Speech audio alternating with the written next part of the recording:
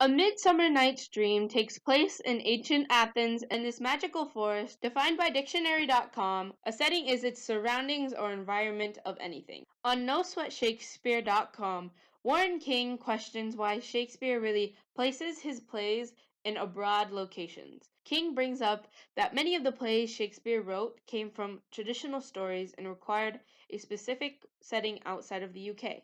Schmoot.com questions why A Midsummer's Night Dream was titled the way it was.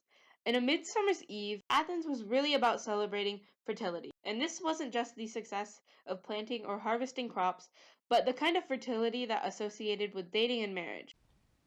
Athens is a city that follows the law and will always have a reason for what they do. To quote Schmoop.com, Athens is also a place for law and order. Here, a father can demand the death penalty for a disobedient daughter who refuses to marry the man of his choosing. In A Midsummer Night's Dream, Hermia's father wants her to marry Demetrius, and according to Athenian law, Hermia is to do what her father wants. The forest represents imagination and freedom. In the forest, Hermia and Lysander are able to escape the Athenian law and are free to love one another. The fairies in the forest are what help the imagination piece. The forest is the exact opposite of Athens because things are unexplainable and without reason. Almost magical.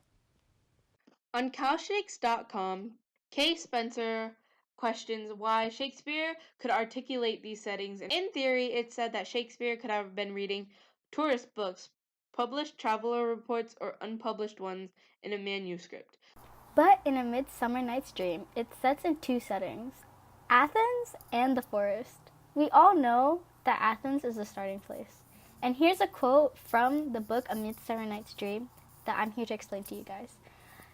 Steal forth thy father's house tomorrow night, and in the woods a league without the town, where I did meet thee once with Helena, to do observance to a morn of May.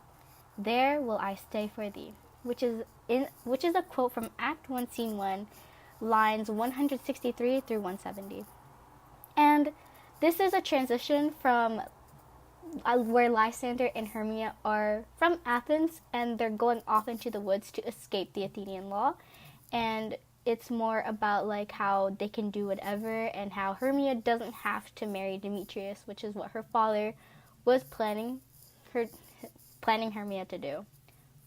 Going out into the forest, they're escaping all the laws and just going to like a place where they can do whatever and like not get caught up with all the laws that can get them in trouble.